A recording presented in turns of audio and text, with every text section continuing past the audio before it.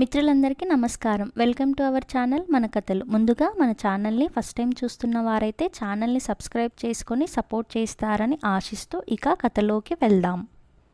ఎన్నాళ్ళయింది ఇంతటి కమ్మటి భోజనం తిని మనసులో అనుకున్న మాట పైకి అనేశాడు కృష్ణ.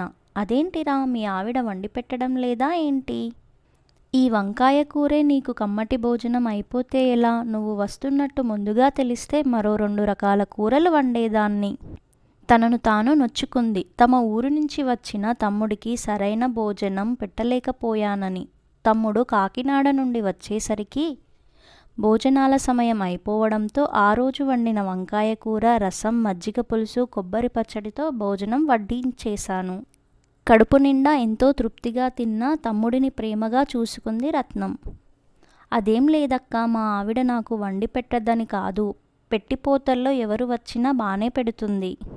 కంచం నిండుగా అన్నం వడ్డించేసి 2 రకాల కూరలు వేస్తుంది. కానీ ఆ అన్నం చిమిడిపోయినట్టుగా అయినా ఉంటుంది, లేదంటే గట్టిగా అయినా వండి పడేస్తుంది. ఆ కూరలేమో రుచిపచి ఉండవు. అప్పటికే బలవంతంగా తిని చస్తుంటే ఇంకా కొంచెం వేసుకోమని అడగకుండానే బలవంతంగా మరికాస్త కూరలు వేసేస్తుంది. నేనైతే ఏ పాట్లో పడి తింటాను. ఇంటికి వచ్చిన చుట్టాలైతే భోజనం మాట ఎత్తేసరికి భయపడుతున్నారు.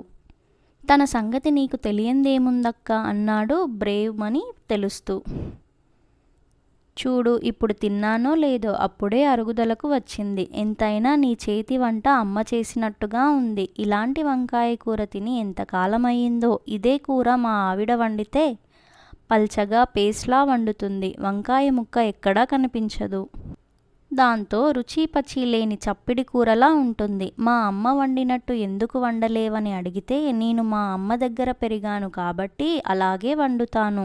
నాకైతే మా అమ్మ వంటలే నచ్చుతాయి అంటూ గీరా జవాబొకటి చెప్తుంది. అంతేగాని మీకు నచ్చినట్టుగా నేర్చుకొని వండుతానండి అని ఒక్కసారి కూడా సరదాకు అన్నమాట లేదు అంటూ తన బాధంతా అక్కతో చెప్పుకున్నాడు కృష్ణ.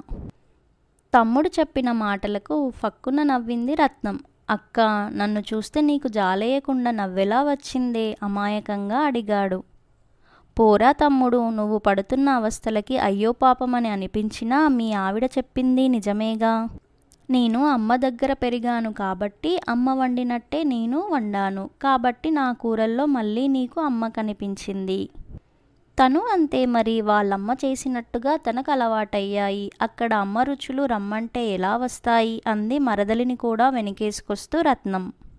ఓహో, అదా సంగతి. అయితే మా ఆవిడను తీసుకొచ్చి నీ దగ్గర ఓ వారం రోజుల పాటు ఉంచుతాను. ఈ వంకాయ కూర, దోసకాయ పచ్చడి, కొబ్బరి పచ్చడి, చేపల పులుసు, అరటికాయ పులుసు అంటూ వాళ్ళమ్మ చేసే కొన్ని కూరల పేర్లు చెప్పి అవన్నీ నేర్పించమన్నాడు.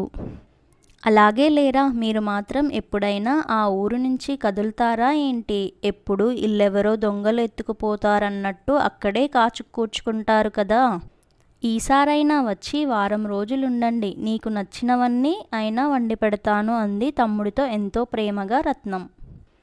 ఆ సంభాషణంతా వింటున్న రత్నం భర్త కామేశం వారి మాటలకు అడ్డొస్తూ, బామ్మర్ది, మీ అక్క మీ అమ్మగారి వంటలనే కాదు మా అమ్మ వండే వంటలు కూడా నేర్చుకుని బ్రహ్మాండంగా చేసి పెడుతుంది. ఈసారి వచ్చినప్పుడు ఆ వంటలు కూడా నేర్చుకుని వెళ్ళమను మీ ఆవిడను. ఇక ప్రతిరోజు నీకు విందు భోజనంలాగే ఉంటుంది అంటూ హాస్యమాడాడు. కామేశం మాటలకు ముగ్గురు కలిసి హాయిగా నవ్వుకున్నారు. నిజమే కదూ, ఎవరికైనా వారి తల్లి వండిన వంటలే పంచామృతాలుగా మనసును తడుముతూ ఉంటాయి. ఇంతటితో కథ సమాప్తం. మీకు కనుక ఈ కథ నచ్చినట్లయితే లైక్ చేయండి, షేర్ చేయండి and subscribe to our channel. మళ్ళీ మరో కథతో మీ ముందుకి వస్తాను. అప్పటి వరకు ధన్యవాదములు.